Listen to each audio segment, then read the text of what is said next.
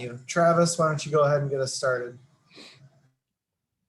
Hey, Steve, how's it going? Good. What's up, Travis?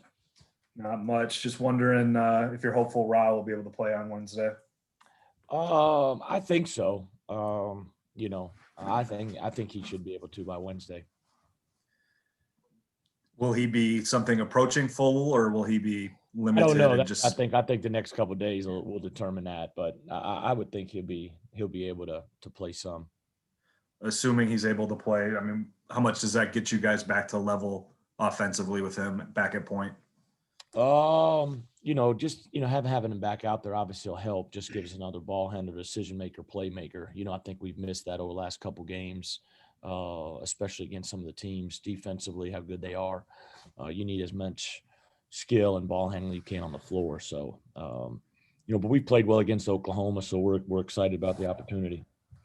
What is the general tenor of the locker room, after Saturday? And I guess some ways this represents something close to a reset, being able to go to a tournament. Yeah, it's a definite reset. And so, we'll see them here at 2:00. We got film at 2:00, and then we'll jump on the floor after that and go through a little bit of our stuff and a little bit of OU stuff.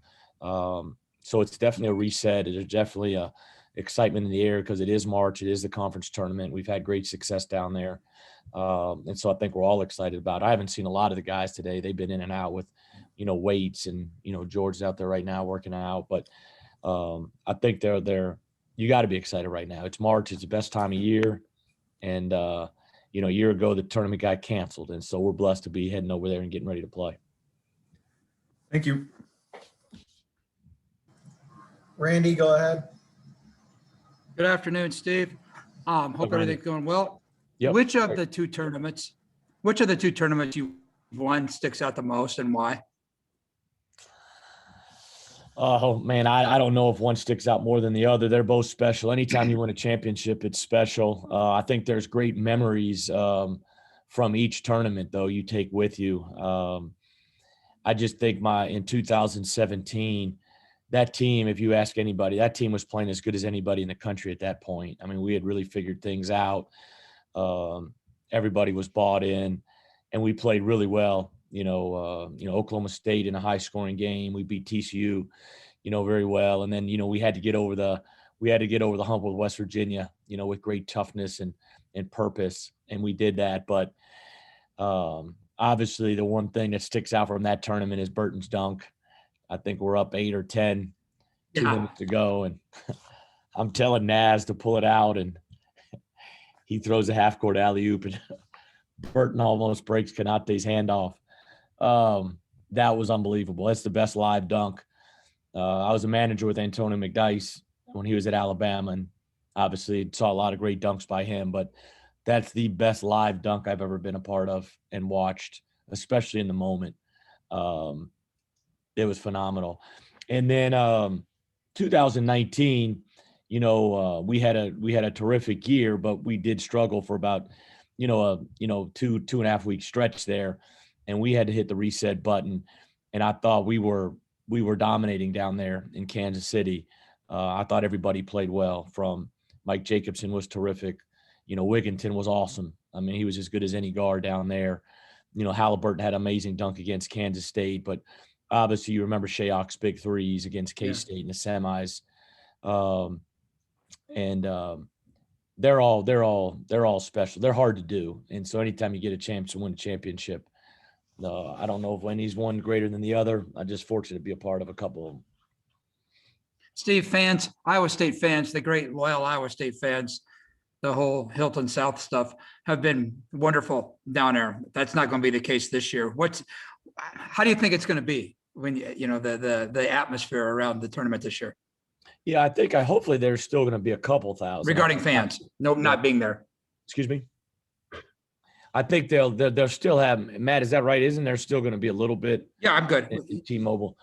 Yeah, it's going to be different. I mean, there's not. I'll be honest with you. There's nothing like walking out there, playing KU in the conference title game, and it's half red, half blue. I mean, that's awesome. I mean, there's nothing better than that. And then there's nothing better than 2017. Walking out there and we're playing West Virginia, and it's probably 17,000 red and 2,000 blue and gold. I think it was after 2017 I was walking out of the gym that night, after all the festivities, and I was walking with Coach Hobbs, and he made a really, resounding statement. And he just said, man, I've been at Kentucky a long time, and they got unbelievable fans and passionate fans. He's like, these guys here at Iowa State, man, this is unreal.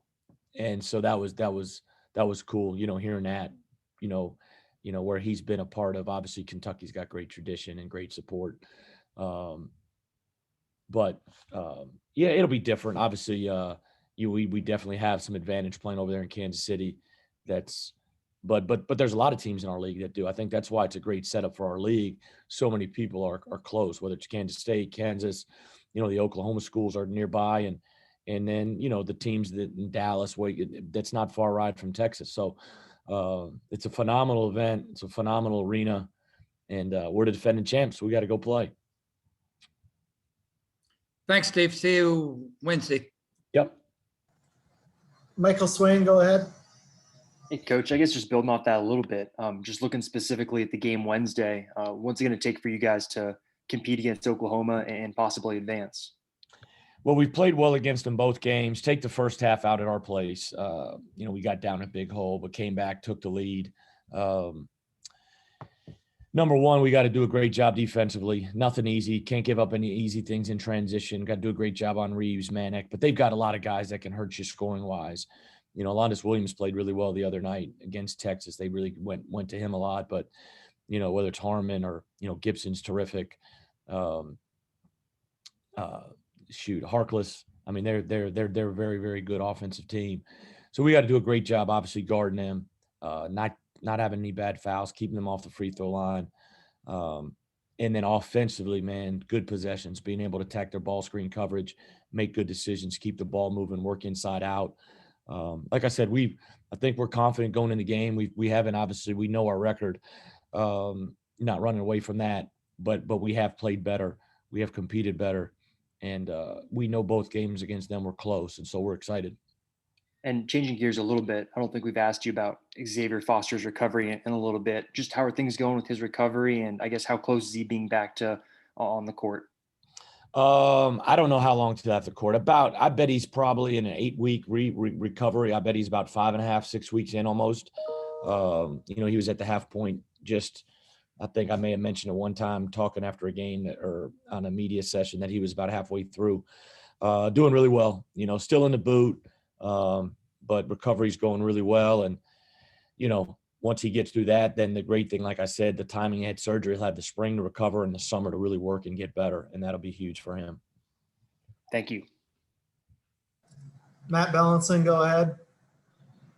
Steve, you mentioned it earlier, talking about how this tournament as a whole is going to be a reset. Obviously, like most years, it's a new season, quote unquote. But how much, given the fact that the regular season ended the way that it did, how much are you leaning into that with the guys, and how much are you wanting them to realize that this is a new season for them, and what happened before, really doesn't matter, I guess, in this sense? Yeah, we'll talk about it today. We won't overdo it. It's because it's about, can we get ready the next 2 days and go play really well, Wednesday night. If you want a chance to play in the postseason, everybody gets one. I've been a mid-major coach for a long time, before coming here, whether it's an assistant or head coach, there's nothing more nerve-wracking than playing in those conference tournaments because it's all on the line. And so that's how it is now for us. If you want to win, if you want to keep playing, you got to advance and you got to beat the team in front of you. And so, this is such a special tournament. I've been around, SEC. I've been around different high major tournaments, or whatever you want to call good mid-major, mid-plus tournaments, whatever you want to say. This is special. The way they support it in Kansas City and T-Mobile Arena, this is a great event. And like I said, for us to win it for the last 6 years, I think speaks volumes about our program. And then kind of changing gears a little bit, I think it's already maybe come past the year mark, or maybe we're still approaching of when obviously the Big 12 tournament was eventually canceled. Like, just looking back on that, what do you remember about like that day and what happened when you kind of found out that news? First thing I remember is we scored to go up 1. We didn't get back on defense and likely laid it in and beat us. And then after that, it's Then you hear about Rudy Gobert. I think that's the first thing that, oh man, Rudy Gobert has COVID. And then it kind of went to the next phase. And then we were getting ready to leave. And then it was, hey, I don't think they're going to allow fans. And then it was, hey, we're going to cancel the tournament. And then the next conference canceled their tournament, and then the next one, and the next one. And then the NBA postponed came to a standstill. And then, everything from there, it went from, our guys, we got home, they went right on spring break, and we didn't see them again until end of July. And outside of, weekly phone calls and check-ins with parents and the kids and Zoom. So obviously from March, every week it obviously intensified and, started to understand things a little bit more and a little bit better. But obviously wouldn't think you'd still be, having masks and everything right now a year later, but we are in a pandemic. And so we all got to continue to make good decisions and good choices. And so we can get back to normalcy at some point, whenever that is. But very fortunate to be playing and excited about it. Thanks. We got time for 2 more here. Scott Reister, go ahead. Hi, Coach. I know this year has been unlike anything else, and I know you are a championship coach, but being the record is what it is. Where are you at right now from a job security standpoint in your mind heading into this tournament with wrap up the season? From a concentration standpoint? No, I'm sorry, a job security standpoint in terms of how secure you feel about to be back next year. I can't worry about that. Those things are out of my control. I understand the job that I've done here over 6 years. Obviously, this has been a unique season. You could pinpoint 3 or 4 or 5 different things. But I understand, what else we've done on a positive note in this program over the last 5-6 years. And there's been a lot of really good, and there's been championship wins, and there's been tournament wins and tournament games won, and there's been a lot of guys impacted in a positive way. And so, I'm proud of where we're at right now from a standpoint of what we've done in the past. Obviously, where we're sitting right now, you're not proud of. It's unacceptable. And so we've got to get better, but I can't worry about that. It's not my decision anyway. I want to just coach this team, coach them hard this week. And then, we'll see what the future holds. But I think I talked in the last time after the Kansas State game about, who I am, what I'm about, and what our program has been able to do. Travis, go ahead and finish us off here. Steve, just looking at, some of the efficiency metrics, a lot of them like you guys or have you ranked ahead of Kansas State, which obviously, finished with more wins than you guys. But what does that tell you either about your team or about this season? I know we've talked a lot about close games, but what does that tell you? What kind of metrics are you talking when you're saying a lot of the efficiency metrics have you guys as more efficient on both ends than Kansas State, and the disparity between the two is less. So that they're saying you're better than Kansas State is what I'm saying. Yeah, I think number one, you look at, I think a huge thing is playing them in early December. You know what I mean? I think obviously you wish you could have had that game in February, from that standpoint.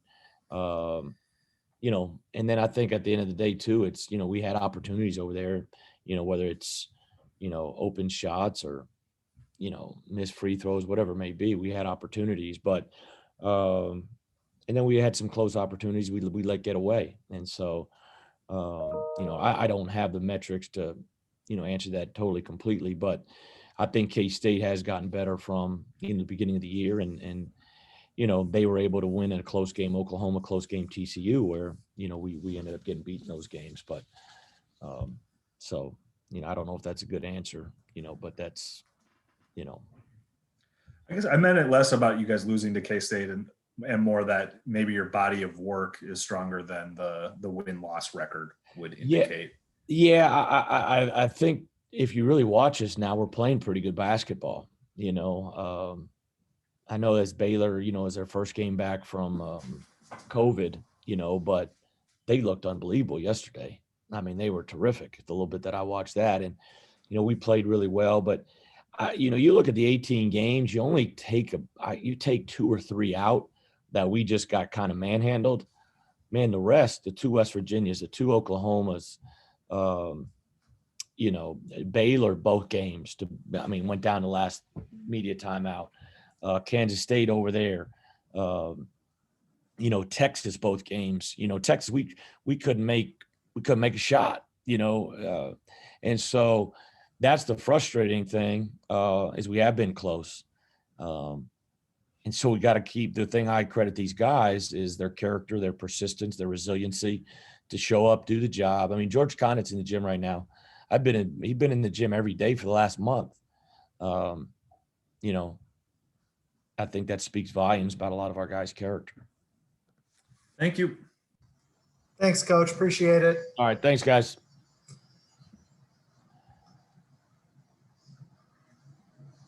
Okay.